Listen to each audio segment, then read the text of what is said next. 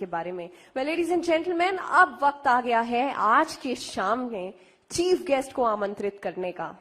मध्य प्रदेश सरकार में उद्योग नीति एवं निवेश प्रोत्साहन मंत्री Shri Rajvardhan Singh Dattigaon.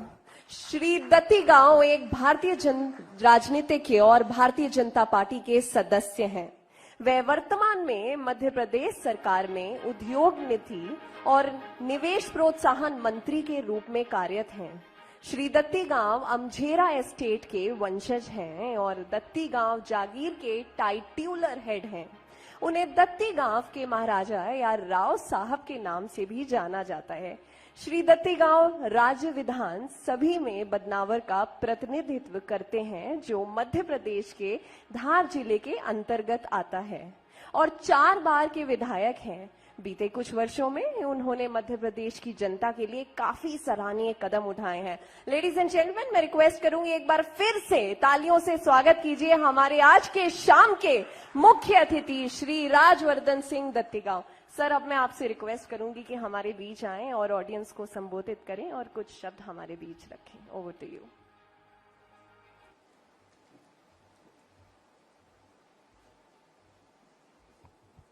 First of all, thank you, CNBC. I was made to believe this is more like a panel discussion, and I wasn't really expecting that I to actually speak to all of you like that. But all the same, it's an absolute pleasure. There are some very distinguished faces that I see around here. We have a very dynamic collector here to start with. We have an Honorable PS for Urban, and all of you are, in your own right, very, very established and very, very knowledgeable and experts in your own field. When I was invited here, Sharma ji ने मुझे कहा था कि essentially मुझे Tier 2 cities के बारे में बोलना है और कैसे उनकी ग्रोथ बढ़े, क्या वो फैक्टर्स रहेंगे जो उसमें कंट्रीब्यूट करते हैं। बेसिकली उसी के लिए मुझे बुलाया गया था। I wanted to listen to more of the discussions, but I was a little delayed, and by the time I came in, I did catch in the last bit, जहाँ पे fire safety की बात हो रही थी, और पता नहीं, it took me back to the उपहार incident.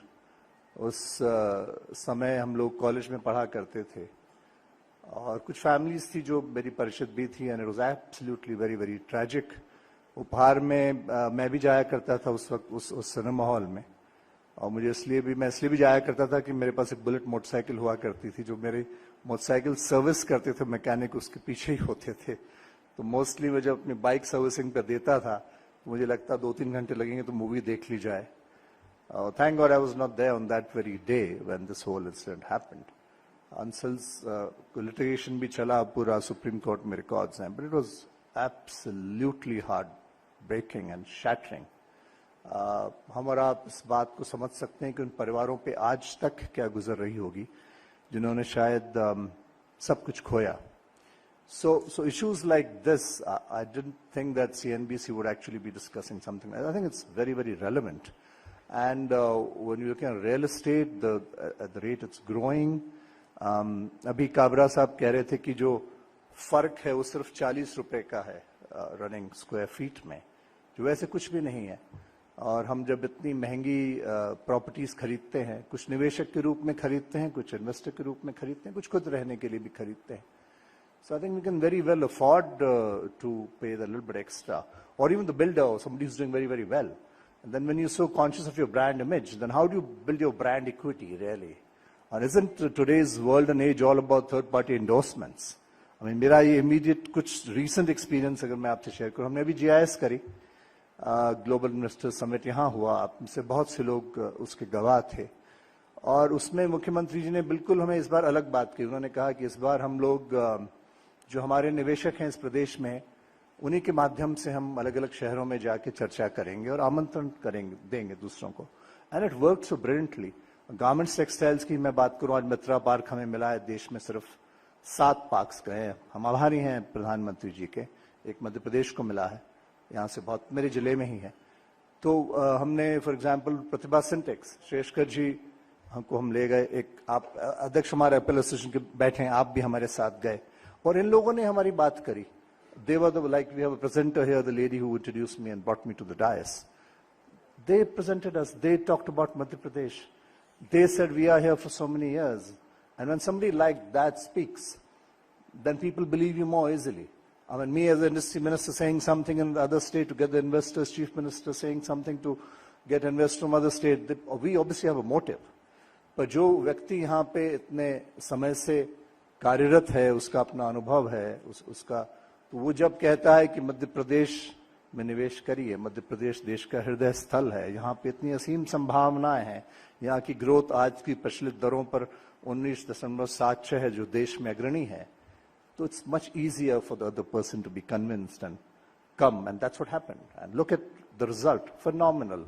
11th, 12th of January, 23, beginning of the year, when we ended on the 12th of January, 15,42 crore ke intentions to invest, which would at some point of time ultimately translate into about 29 lakh jobs. So I think there is so much that happens when you have somebody who is satisfied with whatever service he is using. See, NBC, obviously TV 18, we were just discussing, me and Collector Indore and my anchor to be now, who's also happens to be this from same institute that I did my mass comm from. Pleasantly happy to meet him. So this is exactly the point that was coming in. That in today's day and age, we really have to be accepting the reality. So fine, if there's a fault, so I don't become inferior if I recognize the fault. So what is the need of the hour is not only do I recognize the fault, whether I'm an entrepreneur, whether I'm the government, or whether I'm the administrator of the district. Immediately, as soon as I recognize the fault, whoever it might be coming to me from, my junior, my senior, my equal in terms of my hierarchy, I immediately start doing a remedy, start finding solutions. So somebody like me who's holding a public office, I mean, this is not a permanent place I hold. I'm accountable to the people. I'm here as long as they want me. So my job is what? I start correcting immediately. Not only do I start correcting, but this is a reactive thing I'm doing because I couldn't find the fault. Somebody else has told me the fault. Next time around, I get proactive. So any other venture I do, for example, real estate if you're doing another building, or whatever else. So then consciously my vision is, okay, fine, I have to be aware of what the market is all about. So I do my market research, look at the competition, look at the global trend, look at the best possible security aspects, so on and so forth. So essentially like a SWOT there, and then follow it forward. I mean, well, from the days from the time I was studying to now, one book I always swear by, which is Philip Kotler, Consumer Behavior. I don't know यहाँ पे कितने लोगों ने उनको पढ़ा है, लेकिन मैं मानता हूँ कि जीवन के हर क्षण, हर पहलू में वो मेरे काम आए हैं. और फिर शिक्षा और एजुकेशन तो हमेशा काम आती ही है. निरंतर हम सीखते समझते रहते हैं. मुझे आज भी जब मुझे नौकरी छोड़ के ट्रांजिशन करना था तो मैं थोड़ा सा उदास सा था. मेरे एक बॉस हुआ करते थे. उन्होंने मुझे कहा कि तुम दुखी क्यों हो? मैंने कहा मैं कैसे रहूंगा, गांव जाऊंगा, क्या करूंगा? तो उन्होंने कहा कोई फर्क नहीं है, तुमने इतना पढ़ा है वो तुम्हारे काम आएगा. यहाँ तुम एक प्रोडक्ट बेचते हो, पॉलिटिक्स में जाके तुम्हें अपने आप को लोगों के सामने प्रेजेंट करना और कन्विंस करना है. So thank you so much. It's a pleasure being with all of you.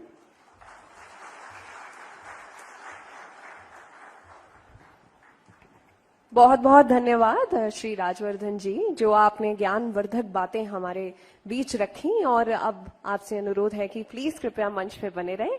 और मैं बुलाना चाहूंगी लक्ष्मण रॉय जी को मंच पे.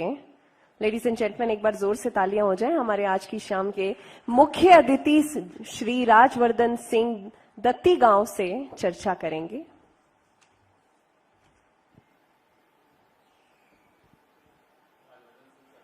परिचय तो आप लोगों ने जान ही लिया, हालांकि किसी परिचय के मोहताज है नहीं, लेकिन एक परिचय मैं और दे दूं कि ये हमारे दिल्ली यूनिवर्सिटी में हमारे सीनियर रहे, उसके बाद Indian institute of mass communication में हमारे सीनियर रहे. और मुझे पता नहीं, जब मुझे इंटरव्यू करना था मैंने पता चला कि हमारे सीनियर है, इसलिए मैं मंत्री जी नहीं कहूँगा, महाराज जी भी नहीं कहूँगा, सर कहूँगा आपको, क्योंकि हमारे यहाँ सीनियर को हमारे इंस्टीट्यूट में सर ही कहते हैं. सर, आपका स्पीच मैंने सुना और इसमें मुझे लग रहा है कि टीयर 2 सिटीज़ में निवेशकों की दिलचस्पी काफ़ी ज़्यादा है, जो ग्लोबल इन्वेस्टर समिट आपने किया. तो मैं बहुत ही सीधा सवाल पूछूंगा आखिर क्यों वो टीयर 2 सिटीज में इन्वेस्ट करना चाहते हैं? उनके पास दिल्ली है, मुंबई है, बड़े शहर हैं, पुणे है, बेंगलोर है, तो ये ऐसे शहरों में, इंदौर जैसे शहरों में क्यों आएंगे? देखिए, बहुत सारे कारण हैं। एक तो ये, अगर आप एनसीआर को ही देख लें, let's look at the top most, the best that there is in our country. Pollution norms, congestion, saturation, the courts, the environment, green tribunals, space constraints, expansion limitations, they're bursting to the seams. वो बिल्कुल चोक हो रहे हैं. इसीलिए जब जिस वक्त GIS की प्लानिंग हम लोग कर रहे थे, हमारा डिपार्टमेंट था, मुख्यमंत्री जी थे, रिव्यू मीटिंग्स होती थी, तो जब हम एनसीआर की बात करते थे तो हमने कहा कि ग्वालियर रीजन 4-5 घंटे में आप आराम से ड्राइव करके आ सकते हैं. इनफैक्ट गवर्नमेंट टेक्सटाइल्स की एक मीटिंग में जब हम दिल्ली थे, यहाँ पे बहुत सारे लोग हमारे साथ उस मीटिंग, ये उस वक्त भी सुझाव आया वहीं से, इनफैक्ट वहीं से लीला में हम लोग बैठे थे और मुख्यमंत्री जी भी थे, और तभी हमने तय करा कि इसको हमने स्पेसिफिकली फोकस करना है. तो फिर उसका हमने डेटाबेस निकाला, उस पे we are still working on that. So all the people जिनको वहां पे जो सर्च कर रहे थे, तो उनके लिए यहाँ आने का प्रोस्पेक्ट है. इसके अलावा भी देखिए, बहुत तेजी से हमारा देश प्रगति कर रहा है और उसका एक कारण है, vision of a leader makes all the difference. हमारे प्राइम मिनिस्टर, इस बार का बजट भी जिन लोगों ने अध्ययन किया और देखा है, वो फ्यूचरिस्टिक है. अमृतकाल की हम बात करते हैं, but we already think about 47 शताब्दी वर्ष. So what he has put in that budget through his guidance is that how, at what level, at what speed, at what pace, with what target. तो ये tier 2 cities भी develop हो रही हैं. आप airport से इंदौर आइए, हमारा मेट्रो बन रहा है. इसी पे मैं आ रहा था आपके पास जी. कि जो अपॉर्चुनिटी इन्वेस्टर्स देख रहे हैं, क्योंकि जो दिक्कतें उनको बड़े शहरों में, उससे अलग हटके यहाँ पे एक अवसर दिख रहा है. और जो आपने लीडरशिप के विजन की बात की, इस विजन, इस अपॉर्चुनिटी को एनकैश करने के लिए टियर 2 सिटीज में इंफ्रास्ट्रक्चर या जरूरी चीजें कितना ज्यादा है अभी, या फिर वो चैलेंजिंग फेज में? देखिए, पहली बात तो जो टियर 2 सिटीज एस्पायर कर रही है लीडरशिप के लिए टू अट्रैक्ट इन्वेस्टमेंट, इंदौर में क्या खास था? लोगों को ये पता था कि भाई इंदौर छठी बार सबसे साफ शहर के रूप में प्रसिद्ध हुआ.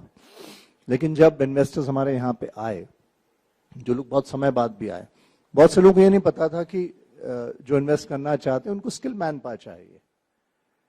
बहुत से लोगों को ये नहीं पता कि हमारे पास IIT-IIM दोनों हैं.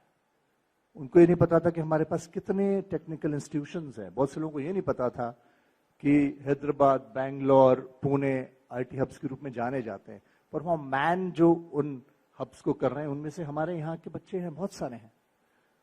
तो ये ऐसी चीजें, एक तो how we market ourselves correctly, then how are we planning ahead, then do we have the right ecosystem for anybody? Now if a big industry house wants to come here, उनका staff आएगा, उनका manpower आएगा, they want the right education for the children, वो होना चाहिए. उनको कुछ entertainment भी चाहिए, उनको connectivity चाहिए. कोई भी चाहेगा कि ऐसा जरूरी तो नहीं सारा निवेश यहाँ करेगा, दूसरी जगह भी होगा, तो उसको चाहिए in and out in one day, fly in fly out, उसका समय भी बचे. तमाम चीजें, कितना समय उसका ट्रैवलिंग में बच रहा है. मध्य प्रदेश जैसे स्टेट के लिए अगर मैं बात कहूं, क्योंकि मैं तो अल्टीमेटली एडवोकेट मध्य प्रदेश का ही हूं, बात आप पूरे देश की टियर 2 सिटीज के करें, हमारा स्ट्रेंथ क्या है? हृदय स्थल है. Today looking at the domestic market, anybody who is investing into Madhya Pradesh on a long term perspective, with in 24 hours you anywhere in the country. 50% देश का बाजार यहाँ के इर्द गिर्द है. तो ये तमाम चीजें हमारी स्ट्रेंथ है. लॉजिस्टिक वेयरहाउस के लिए हम आइडियली सुटेबल हैं. एज अ स्टेट हमारा यूएसपी एक और है, जो शायद बहुत कम लोगों ने सोचा है, उनको जानकारी है. सेमीकंडक्टर्स, जो जीडीपी को सबसे ज्यादा कंट्रीब्यूट कर सकता है अगर निवेशक वहां पे आए. We are a seismic free zone. Agri की तरफ देखें तो 12 क्लाइमेटिक जोन्स हैं. तो हर एक डिस्ट्रिक्ट, हर एक हैमलेट नहीं डेवलप होता, लेकिन कुछ आइडियल सिटीज जो हैं उन पे फोकस करना पड़ता है. अर्बन हमारे पीएस बैठे हैं, तो कॉन्शियसली आप हर चीज, वो एस्पेक्ट्स उसके पिन पॉइंट करके, फोकस करके डेवलप करेंगे. एजुकेशन, ट्रैवलिंग में अगर मेट्रो है, अगर एयरपोर्ट्स हैं, अगर अच्छे होटल्स हैं, अगर अच्छे स्कूल कॉलेजेस हैं, अगर अच्छे एंटरटेनमेंट की फैसिलिटीज हैं, connectivity across the country globally है। हिसाब से जिस चीप लेबर की वजह से एक फैक्टर होता है इन्वेस्टर्स का आने का, वो आते तो हैं लेकिन उनको स्किल्ड लेबर नहीं मिलता है, कई बार दिक्कत होती है। वो दिक्कत अब नहीं है, मान के चलो। नहीं, ये सिर्फ चीप लेबर का विषय नहीं है, industry specific, industry ready man power का इशू है। I mean pharma has a different requirement. Engineering assisted exports, if you looking at medical devices park Vikram Udyogpuri में आया, उनका रिक्वायरमेंट अलग होगा, गारमेंट्स टेक्सटाइल्स का अलग रिक्वायरमेंट। मैं समझ तो हमें उनके स्पेसिफिक, हमने जैसे हमारे सीएम ने कहा कि भाई आपको चाहिए, हमारे जितने भी आईटीआईज हैं, छठा सेमेस्टर आप ले लीजिए, आप अपने हिसाब से एजुकेशन करिए, वहां का जो प्रोडक्ट आएगा आप कैंपस पे जाइए, आप अपनी जरूरत के हिसाब से उसको skill exactly it has to be customised. Every industry has specific requirements. तो हम अगर मध्य प्रदेश फोकस कर रहा है कि हमको फूड प्रोसेसिंग हमारा फोकस है, हम एथेनॉल पे भी देखना चाहते हैं, हम एरोस्पेस डिफेंस पे देखना चाहते हैं, हम दूसरी पे देखना चाहते हैं, तो उसको हमें उस तरीके से तैयार। और फिर हमारा कंपटीशन क्या है, हम किस स्टेज से compete कर रहे हैं।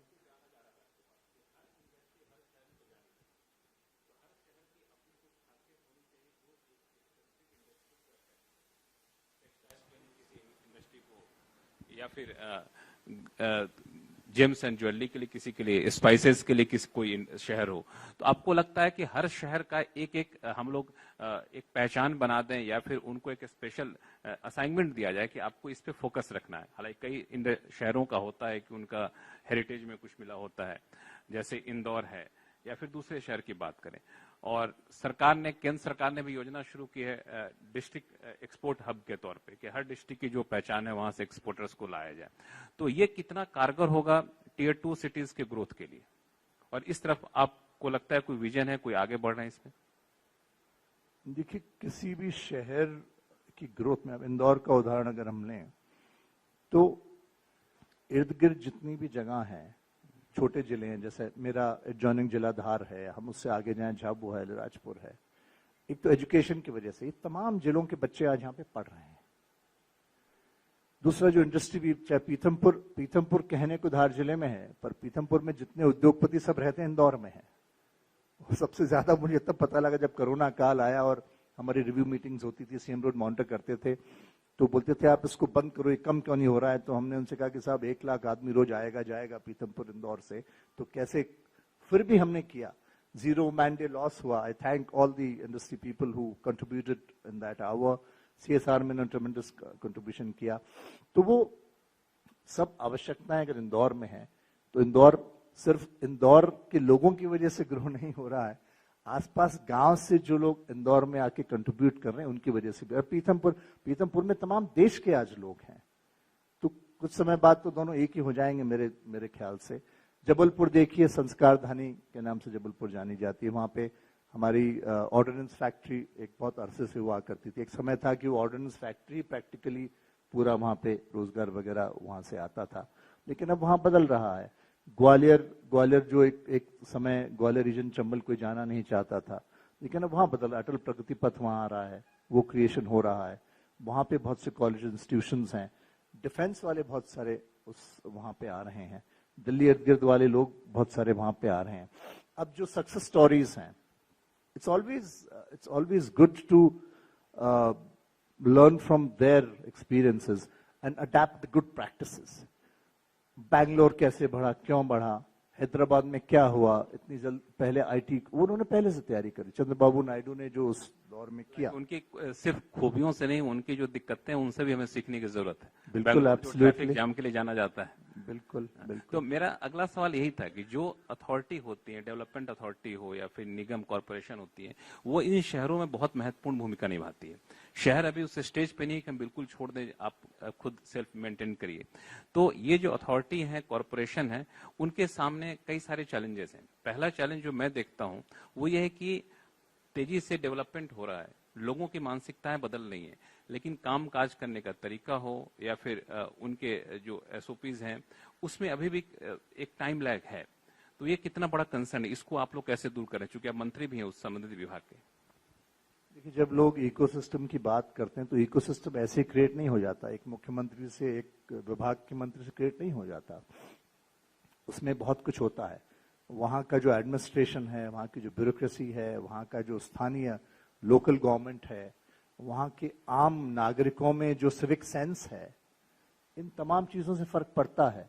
और इंदौर का यही कारण है, अभी जो लोग आए तमाम दुनिया से, जो गए तो आप उनसे तारीफ सुनते, इंदौर के नागरिकोों के बारे में उन्होंने क्या कहा। लोगों ने उनको अपने घर खोल दिए, उनको खाना, मतलब जैसे अपने परिवार का कोई व्यक्ति आए,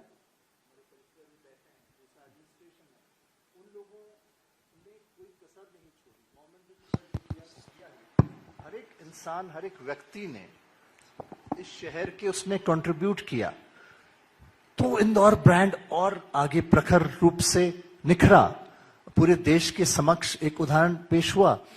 ऐसे ही जो शुरुआती दौर में फर्स्ट इंप्रेशन बना बैंगलोर के लिए, हैदराबाद के लिए, आज भी वो चल रहा है। अब कुछ कम ज्यादा हो सकता है, जैसे सैचुरेशन पॉइंट वाला विषय वो वहां पे हो सकता है, लेकिन हर एक जगह, हर एक शहर की अपनी कुछ विशेषता होती, कुछ स्ट्रेंथ्स होती है। So I think we should ultimately always build on our strengths and simultaneously keep working on our weaknesses, never ignore the opportunities। और सामायिक होना बहुत आवश्यक है, मेरे ख्याल से सामायिक होना बहुत आवश्यक है, ग्लोबल पर्सपेक्टिव होना बहुत आवश्यक है। और आज के युग और जमाने में आप आर्टिफिशियल इंटेलिजेंस को इग्नोर नहीं कर सकते। We have to take the future path as well. Artificial intelligence की बात की आपने, तो स्थिति यहां तक पहुंच गई कि कई देशों ने तो इस पे पाबंदी लगाना शुरू कर दिया कि उसका मिसयूज हो रहा है, उसके एथिकल प्रैक्टिसेस क्या है। तो इस पे मैं आऊंगा नहीं, क्योंकि इस पे सरकार की तरफ से बयान भी आया कि हम इसे पाबंदी तो नहीं लगाएंगे, इसके बेहतर इस्तेमाल करेंगे। क्योंकि आपने बार बार हर सवाल के जवाब में एक बात का जिक्र किया, वो है ग्लोबल इन्वेस्टर समिट का। तो मैं इस पे थोड़ा सा एक दो सवाल आपसे पूछूंगा कि अगर स्पेसिफिक आप मुझे बता सकें कि ग्लोबल इन्वेस्टर समिट में जितने लोगों ने निवेश को लेकर दिलचस्पी दिखाई है, उसमें से कितना % निवेश आपको जमीन पर उतरता हुआ दिखेगा? क्योंकि मैंने बहुत सारे ऐसे समिट देखे हैं, वाइब्रेंट गुजरात भी देखा, अलग अलग शहरों में इन्वेस्टर समिट देखा। इंटेंशन ऑफ इन्वेस्टमेंट तो रहता है, लेकिन जमीन पे आते आते बहुत कम % पे आता है। 25% आया तो बहुत होता है। 25% तो आपने बहुत ज्यादा कह दिया। नेशनल एवरेज 10% है। 10 से भी थोड़ा कम अभी मानते हैं। I am saying national average, not Madhya Pradesh का average. well that's a fact। I mean there's no point hiding it because अब सबके पास सब स्टैट्स हैं, आप निकाल सकते हैं, राइट टू इन्फॉर्मेशन है, everything is online, so there is nothing to be hidden. देखिए, इन समिट्स का मेन ऑब्जेक्टिव क्या होता है? It is to showcase what we have in our state, it is to highlight it, it is to market it. Madhya Pradesh में क्या क्या है ये पूरी दुनिया को तो पता हो। बहुत सी वजह से मैंने आपसे कहा हमारे 11-12 क्लाइमेटिक जोन्स है, बहुत से लोगों को पता ही नहीं था। They didn't know that we grow everything from strawberries to garlic to onions to pulses to soybean. We are number 1 procurement state for wheat, we are largest organic cotton contributing state. तमाम हमारे पास auto testing track है, वो largest in Asia और 4th largest in the world. ये तमाम चीजें, तो एक बात ये, तो उस दृष्टिकोण से सब जब हमने B2G 200 मीटिंग्स करी, जब हमने B2B 2600 मीटिंग्स करी, जब 2 देश के राष्ट्रपति यहाँ पे थे, 35 दूतावासों के विभिन्न हाई लेवल ऑफिसर्स यहाँ पे थे, हमारी पार्टनर कंट्रीज थी, G20 के लोग थे। सो आप you are at different level. तो जब इंसान शॉपिंग करने जाता है, ऐसे थोड़ी कि आप उठे चले एक ही दुकान में खरीद के आ गए, आप 10 जगह देखेंगे, टू विंडो शॉपिंग, आप देखिए कि बेहतर कहाँ पे है, व्हाट काइंड ऑफ, सो वो एक नेचुरल सी बात है। आपकी दुकान से शॉपिंग कितनी होगी? हमारी दुकान अच्छी चल रही है। अच्छी चल रही है, क्योंकि आपने कई सारे सेगमेंट बताए, स्पाइसेस है, एग्रीकल्चर है और बाकी चीजें। तो जब इन्वेस्टर्स आए तो उनको क्या अट्रैक्ट किया? क्योंकि मध्य प्रदेश कई सारे ट्रेडिशनल इंडस्ट्री के लिए भी जाना जाता है, माइनिंग है, बाकी चीजें हैं, या फिर जो अपकमिंग इंडस्ट्रीज हैं उनको लेके भी लगा कि दिलचस्पी, उसमें पैसा लगाएंगे। मेरे ख्याल से सबसे ज्यादा उनको इस बात से वो प्रभावित हुए, तो एक तो एक्सेसिबिलिटी जो हमारे ऑफिशियल्स की थी, और जो हमारे मुख्यमंत्री की सरलता और सुलभता से उनसे वो मिल पाए इतनी आसानी से। ये मैं बिल्कुल बेबाकी से कहूंगा कि जो व्यक्ति 4 बार का मुख्यमंत्री हो जाता है, उसको राज्य भी समझ लेता है, वो राज्य को समझ लेता है, एक दूसरे की आवश्यकताओं को समझ जाते हैं। और ऐसे लीडर के साथ काम करना आसान इसलिए कि उनकी अंडरस्टैंडिंग काफी हो जाती है। बिल्कुल एग्री। तो एक ये था। दूसरा, हमारा लोकेशन, डोमेस्टिक मार्केट की तरफ जिन लोगों का ध्यान था जो बाहर से आ रहे थे, 50% बाजार अगर स्टेट के अंदर इर्द गिर्द है तो क्यों नहीं। आप अभी जब गति शक्ति लॉन्च हुआ, interesting fact came up, I think जो लोग उसको फॉलो कर रहे उन लोगों ने उसको देखा शक्ति होगा। पे आपसे सवाल पूछूंगा। जो मैं इन्वेस्टर्स उससे पहले ही उस पे आ गया। इन्वेस्टर से मैं जो जानना चाह रहा था कि किस सेगमेंट को चलिए। I just finish this one statistic जो यूजफुल है। तो from the say from the farmer to the consumer और from the producer to the consumer, national हमारा जो कॉस्ट है वो करीब 15% है, whereas the international average is about 5 to 6%. तो आप सोचिए अगर इतना पैसा हम बचा लें तो हमारा बॉटम लाइन कितना सिक्योर हो गया, हमारी प्रॉफिट कितनी बढ़ गई। तो जो व्यक्ति यहाँ पे आएगा उस सोच से, तो लॉन्ग टर्म पर्सपेक्टिव में आपकी प्रॉफिटेबिलिटी बढ़ेगी। अगर एग्रीकल्चर का देख रहा है तो उसका सोर्स भी है। तो जहां बैकवर्ड फॉरवर्ड इंटीग्रेशन हो जाता है और आपको तमिलनाडु भेजना हो या कश्मीर भेजना हो, सिक्किम भेजना हो, गुजरात भेजना हो, you sitting in Chennai, look at वो कैसे होगा नॉर्थ इंडिया को अगर आप मार्केट, अगर आप यहाँ बैठे हो तो आपके लिए ये बहुत बेहतर है। तो एक स्ट्रेंथ ये हुई लॉजिस्टिक्स और वेयर हाउसिंग के पॉइंट ऑफ व्यू से। गति शक्ति पे ही आ रहा हूँ। गति शक्ति चूंकि एक पूरा मास्टर प्लान है पूरे देश के लिए, जो अलग अलग ट्रांसपोर्ट मोड को या लॉजिस्टिक मोड को इंटीग्रेट कर रहा हूँ, इसमें मध्य प्रदेश अपनी भूमिका कहाँ देख रहा है? और चूंकि ग्लोबल इंटरनेट जो देश का एवरेज है 14 से 15% है, ग्लोबल एवरेज 6 से 7% है जो वेस्टर्न कंट्रीज का है। तो मध्य प्रदेश अपनी भूमिका कहाँ देख रहा है और इस लॉजिस्टिक कॉस्ट को कम करके कहाँ तक ला सकता है? क्या नेशनल एवरेज से कम करेंगे? आई थिंक डेफिनेटली करेंगे। गडकरी जी का मैं आभार व्यक्त करना चाहूंगा। वो जब इंदौर पधारे थे तो न सिर्फ उन्होंने हमें सड़कें वगैरह दी, बल्कि MMLP multi modal logistic parks के विषय में एक हम इंदौर के समीप ही कर रहे हैं, पीतमपुर के पास में 2 पार्क्स और हम कंसिडर कर रहे हैं रतलाम और भोपाल में। नेशनल कॉरिडोर क्रॉस कर रहा है मध्य प्रदेश को। अब उसका सेंटर पॉइंट है रतलाम के पास। 6 घंटे में आप दिल्ली, 6 घंटे में मुंबई आप पहुंच जाएंगे। और यही एक कारण रहा कि जब ये मित्रा पार्क का डिसीजन होना था तो बहुत से राज्य और भी राजस्थान भी कंपीट कर रहा था। हमें इसलिए मिला कि इस एस्पेक्ट पे हम बेहतर थे। लॉजिस्टिक्स, गति शक्ति एक रीजन उसमें रहा। हाँ, हम उस पर स्पीडीली काम कर रहे हैं, उससे बहुत चीजें बहुत सरलता से भविष्य में हो जाएगी। तो ये एक अवसर है मध्य प्रदेश के पास में कि इसका हम पूरा लाभ उठाएं और इसको हमारी स्ट्रेंथ बनाएं।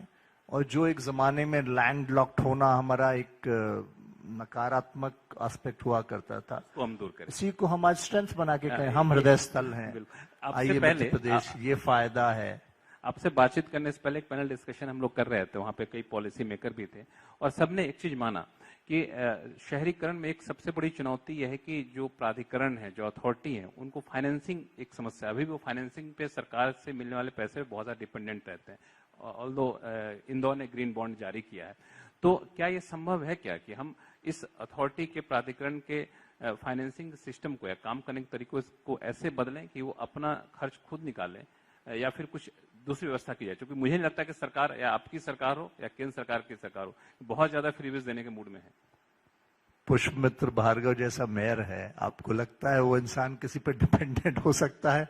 कैलाश विजयवर्गीय जी जैसा नेता इंदौर में है, आपको लगता है कि ये कभी पराधीन हो सकते हैं? कैलाश जी, ये तो लोगों को बैसाखियां छोड़ के दौड़ना सिखाते हैं। इंदौर वो शहर है जो स्वावलंबी है। मुझे नहीं लगता है फाइनेंस का कोई प्रॉब्लम है। इंदौर अपने आप में सेल्फ सफिशिएंट है। और इंदौर, उदाहरण जो बॉन्ड्स की आपने बात, ग्रीन बॉन्ड्स, ये पूरे देश नहीं दुनिया में उदाहरण बन रहा है। Phenomenal, fantastic idea, this is called innovation, proactive thinking. ये तमाम चीजें और ओवर सब्सक्राइब्ड है, मतलब उसका जो सक्सेस है, I think it can be a case study for lot of management students. करते हैं कुछ इसी तरह के बॉन्ड और भी आएंगे, इसी तरह की तरकीब निकाला जाएंगे पैसा जुटाने के लिए। एक आखिरी सवाल कि इन्वेस्टर्स एक चीज और ढूंढता है, वो ढूंढता है कि पॉलिसी में कंसिस्टेंसी रहे, कोई बदलाव ना आए अचानक से, क्योंकि हम बहुत लंबे समय के लिए पैसा लगाने जा रहे हैं। 4 टर्म सरकार में आप लोग रह चुके हैं। सरकार बदलने में कई बार पॉलिसी में जो निरंतरता रहती है उसमें खलल आने का खतरा रहता है। ये खतरा कितना ज्यादा है, क्योंकि अक्टूबर के आसपास आप फिर चुनाव में जाने वाले हैं? मुझे तो कोई खलल दिख नहीं रहा है। पॉलिसी हमारी इम्प्रूव हो रही है और इन्वेस्टर्स से हम सजेशंस ले रहे हैं डायरेक्टली। हम लोगों ने अभी स्पेसिफिक पॉलिसीज पे वर्क किया है, चाहे गवर्नमेंट टेक्सटाइल हो, चाहे एथेनॉल हो, चाहे ईवी हो। ईवी में तो यहाँ तक कि वुमेन एंटरप्रेन्योर्स के लिए हमने एक अलग जोन बनाया और ईवी के लिए भी हमने अलग एक जोन बनाया है। मध्य प्रदेश, हाँ चुनाव है नवंबर में, मध्य प्रदेश के अलावा और भी राज्यों में, उसके बाद में पार्लियामेंट का भी इलेक्शन है। पर जिस तरीके से हमारी केंद्र और राज्य सरकार काम कर रही है, एक दूसरे को कॉम्प्लीमेंट कर रहे हैं, मुझे नहीं लगता कि ऐसा कोई कारण है कि सरकार को पुनः जनादेश ना मिले। पॉलिसी के विषय में जैसे मैंने आपसे कहा, हमारी पॉलिसी अभी पूरा और सबके सजेशन से हम इंडस्ट्रियल पॉलिसी भी अभी डिक्लेयर करने वाले हैं। राजनीतिक स्तर पर भी निरंतरता बनी रहेगी और इंडस्ट्रियल पॉलिसी में भी निरंतरता बनी रहेगी। इंडस्ट्रियल पॉलिसी में कि आयाम सभी का समग्र दृष्टिकोण उसमें समाहित करके उसको और बेहतर बनाएंगे, बेटर पॉलिसी में इंट्रोड्यूस करेंगे। पॉलिटिकली